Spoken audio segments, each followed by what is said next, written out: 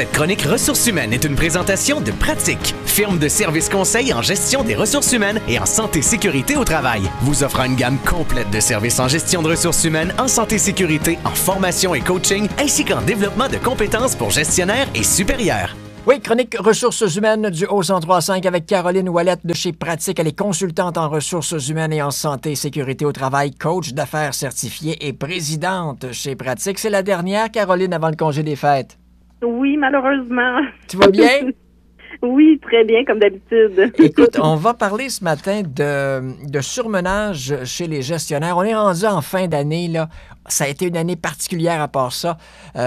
On a besoin de vacances, on a besoin de repos. Parle-moi donc du surmenage chez les gestionnaires. Oui, effectivement, comme tu l'as dit, là, c'est vraiment une année record sur l'agilité que les gestionnaires doivent faire preuve en cours d'année avec tous les changements qu'on a vus. Mais j'aimerais commencer avec l'analogie de la chute d'un avion.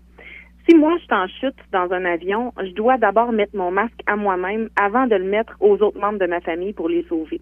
Et malheureusement, les gestionnaires n'ont pas cette tendance-là à vouloir se prendre soin d'eux avant de prendre soin des autres. Donc, un gestionnaire fatigué, ça peut amener à une équipe fatiguée.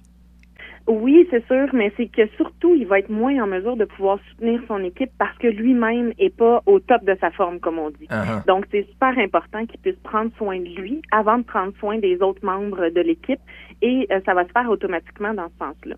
Donc, c'est pour ça que j'aime bien faire l'analogie de l'avion pour que les gens puissent comprendre l'importance de prendre soin de soi comme gestionnaire. L'autre chose aussi, c'est que on a beaucoup d'employeurs qui vont miser sur les employés, qui vont focuser sur les employés, et les gestionnaires sont souvent laissés pour compte. Donc, pour avoir plus de soutien pour eux, ça va les amener souvent vers moins de surmenage, d'avoir des ressources à l'interne. Et l'autre élément qu'on voit souvent au niveau des gestionnaires, c'est la gestion d'urgence, le calendrier qui déborde, le temps qui est plus présent pour eux. Et ça va faire qu'ils vont avoir un stress constant en entreprise en travaillant. Parce que le gestionnaire, c'est celui qu'on va appeler toujours s'il y a un problème, peu importe l'heure de la journée, peu importe la journée. Exactement. C'est celui, en fait, qui se fait tout le temps déranger pour tout et pour rien, que ce soit un cas de boîte à lunch ou autre. Et ce qu'on souhaite faire avec les gestionnaires, et ce pourquoi nous, souvent, on outille les gestionnaires, c'est à apprendre à mieux déléguer. D'organiser aussi dans leur horaire des blocs fixes de temps pour des tâches qui reviennent mensuellement, annuellement ou avec des récurrences. Après, un coup que ça c'est fait, là, ils voient vraiment les temps libres qui leur restent réellement dans ce qu'ils ont comme espace disponible et ils peuvent se prévoir des plages vides pour justement un peu de gestion d'urgence. On sait qu'on ne sait jamais quand l'urgence arrive, mais au moins, si on a un peu de temps dans notre journée, quand on va déplacer des choses, il va nous rester de la place. Et aussi, ces gens-là, ça va être des gens qui, souvent, vont pas prendre beaucoup de vacances, malheureusement. Mais c'est prouvé que s'ils prennent plusieurs vacances par année, ça va être des gestionnaires qui sont plus performants. Et c'est souvent à ce moment-là qu'ils ont les idées les plus intéressantes ou les plus importantes. Et quand ils prennent ces vacances-là, ben ça permet de pouvoir démontrer qu'il y a aussi une autonomie dans l'équipe. Fait que ça, c'est super important là, d'être capable de prendre des vacances. OK. Ça se négocie avec le grand patron? Oui, c'est sûr, à moins qu'on soit nous-mêmes le grand patron. Là. Oui. Donc, si on n'est pas nous-mêmes le grand patron, il faut être capable de se prévoir des vacances. Et juste de pouvoir céduler à l'agenda les vacances.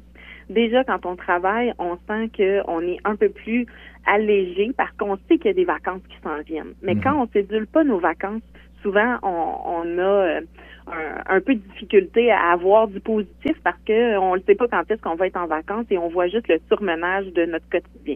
Parce que le grand patron, ben oui, peut être aussi le gestionnaire et particulièrement dans une petite entreprise. Exactement. Un gestionnaire, quand tu es patron et tu n'as pas beaucoup de personnes sur qui tu peux, des personnes qui peuvent te remplacer en cas de maladie ou en congé, en vacances, ça peut devenir lourd de travailler toujours, même si c'est pour sa propre entreprise. Exactement, d'où l'importance de rendre l'équipe autonome. Il y a des fois des gestionnaires qui ont peur de transférer des responsabilités par peur d'avoir un manque de tâches au retour, mais c'est important d'avoir une équipe autonome, puis c'est à ce moment-là qu'un jour, le gestionnaire pourra espérer prendre 1 mois ou 2 mois de congé collé, et là, on saura qu'il a réussi à mettre en place tous les outils nécessaires pour que son équipe soit autonome et que lui ait une bonne qualité de vie. C'est sûr que c'est utopique, mais ça arrive et c'est réel et possible. Ça, vous êtes là pour conseiller les patrons, leur dire, écoute, ça vous prendrait des vacances, ça vous prendrait un calendrier de vacances, ça vous prendrait des journées où vous pouvez totalement décrocher, vous ou vos gestionnaires? Oui, en fait, nous, ce qu'on fait, c'est vraiment aider le gestionnaire à mettre en évidence les éléments qui l'empêchent de prendre des vacances ou qui peuvent bloquer dans l'équipe. Et à ce moment-là, on va l'outiller pour qu'il soit en mesure, éventuellement, dans un avenir rapproché, de pouvoir prendre adéquatement des vacances et la tête surtout très tranquille. Merci, Caroline. Dis-moi donc, prenez-vous des vacances chez Pratique pour Noël? Oui, effectivement. On va être en vacances du 24 décembre au 3 janvier. Par contre, c'est sûr qu'on reste disponible quand même pour les urgences auprès de notre clientèle ou autre, parce qu'on sait que pendant le temps des fêtes, il y a quand même des compagnies qui continuent de travailler. Donc, on reste disponible quand même. Donc, on peut vous joindre à quel numéro? Au 1-877-977-2847 ou par le site Internet au www.pratique.ca. Merci, Caroline. Tu as été, toi et toute ton équipe, en fait une très, très belle découverte pour moi en 2020. Et puis, j'ai bien hâte de poursuivre cette chronique en 2021. Merci. Ce fut un énorme plaisir pour nous aussi. Puis, je te souhaite et je souhaite à tous des joyeuses fêtes. Toi aussi. Bye-bye. Merci. Bonjour. Passion, rigueur, authenticité, travail d'équipe, innovation et qualité. Pratique, votre firme RH dans l'Anaudière. Plus d'informations, pratique.ca. Suivez-nous sur Facebook.